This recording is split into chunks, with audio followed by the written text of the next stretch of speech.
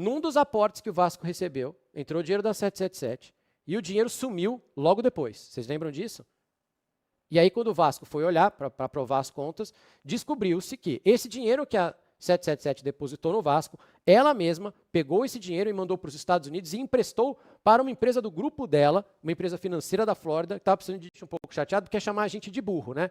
Fala, Botafogo e Bahia, por exemplo, tem hoje patrimônio líquido negativo. Calma aí. Pera só, a gente tem que comparar maçã com maçã e laranja com laranja.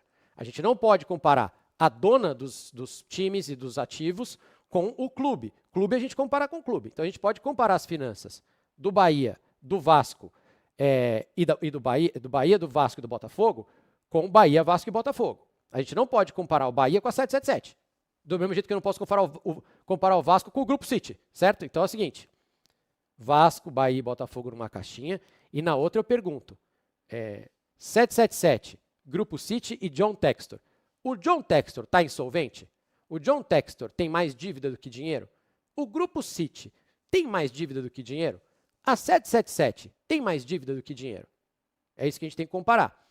Grupo City, que inclusive foi chamado pelo senhor Jorge Salgado de galinha morta, lembra que a SAF do Bahia era uma galinha morta. O Grupo City, que tem por trás, se não me engano, o fundo soberano do Catar, então é dinheiro infinito, é o fundo sem fundo, dinheiro infinito, eles foram atacar a dívida do Bahia. O John Textor, a gente sabe, é um bilionário. Não sou fã, já falei aqui dele na live, mas ele é um bilionário. Ele é um gênio, aliás, ele transformou o Chororô em inteligência artificial, ele transformou o Chororô em tecnologia. Mas ele tem dinheiro infinito, tem clubes grandes, ele está sempre aí com a cara dele. Ele está insolvente hoje? Ele tem mais obrigações do que lucro, do que dinheiro? A situação financeira da 777, à época da compra das ações do Vasco, foi também avaliada de forma positiva pelo Standard Liège. Cara, é verdade. Alguns clubes aqui eles têm uma participação minoritária, né, como no Melbourne Victory e tal. O Hertha Berlim caiu, mas precisa ver o que aconteceu na época com todos. E aí eu pergunto para vocês, como está o Standard Liège hoje? Vamos dar uma olhada aí no Google.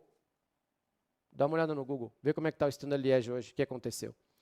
Essas transações foram aprovadas em jurisdições de países da OCDE, que também não quer dizer nada, porque lá nos Estados Unidos eles vivem tendo problema, já quebraram algumas vezes algumas grandes empresas, e também é da OCDE, certo? Aliás, Estados Unidos é da OCDE? É, né? Mas enfim, tem um monte de país lá e quebram direto. A Austrália está lá, a França está lá, e quebra. Tem erro também. No segundo semestre de 23, a 777 fechou acordo para a compra do Everton, colocou um dinheiro e ele coloca a Premier League não vetou a transação em momento algum. Um clube pode pegar empréstimo de quem ele quiser. Mas, sim, a Premier League vetou a venda do Everton para a 777, porque a 777 não conseguiu comprovar para a Premier League e para o órgão inglês que fiscaliza esse tipo de coisa suas contas. Está na Bloomberg lá. A 777 não conseguiu comprovar que estava saudável. Não mandou os documentos necessários. Então, a Premier League vetou, sim, a venda do Everton. Vetou, sim, é fato.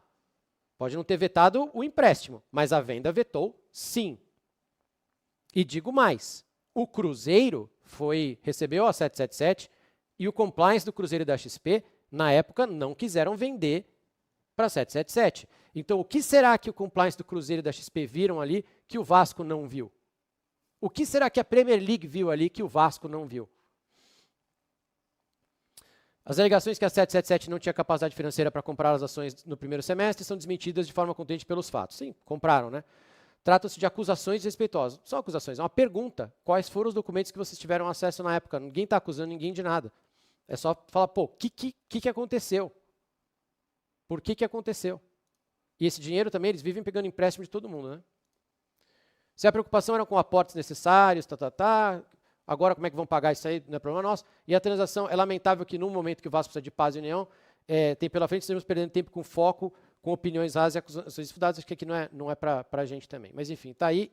E só lembrar, acho que é importante a gente lembrar, por que a gente está conversando de tudo isso? Por que nós chegamos nesse ponto aqui? Porque, de novo, dá a impressão de que a 777 é a NVIDIA, é a Amazon, que é uma empresa que vale 1 trilhão.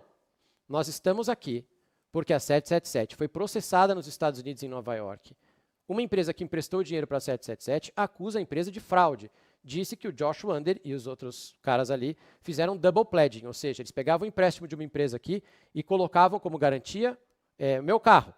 E aí depois eles iam numa outra empresa, pegavam dinheiro e davam o mesmo carro de garantia. Não pode. Então eles estão sendo processados por causa disso, num processo robusto, que eu li, já mostrei alguns detalhes para vocês, e o Josh Wander, logo depois disso, foi afastado do cargo, junto com o Steve Pasco, e veio para dentro da 777 uma consultoria intervencionista especializada em falência. Então a gente só está conversando aqui porque já deu errado. Então não é uma questão de se, já deu, eles já estão com problema. É por isso que a gente trouxe o assunto. A gente já está conversando disso porque a 777 já está com problemas. Se ela vai honrar os compromissos futuros, talvez não, a gente não sabe, mas eles já estão sendo processados.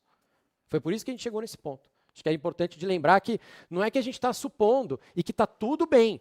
Mesmo esse dia. E outra coisa que a gente também não pode, antes de eu entrar na seleção brasileira, e peço desculpas ao chat, que eu sei que vocês querem falar de seleção e que esse assunto para 80% de vocês é muito chato. Mas só uma última coisa.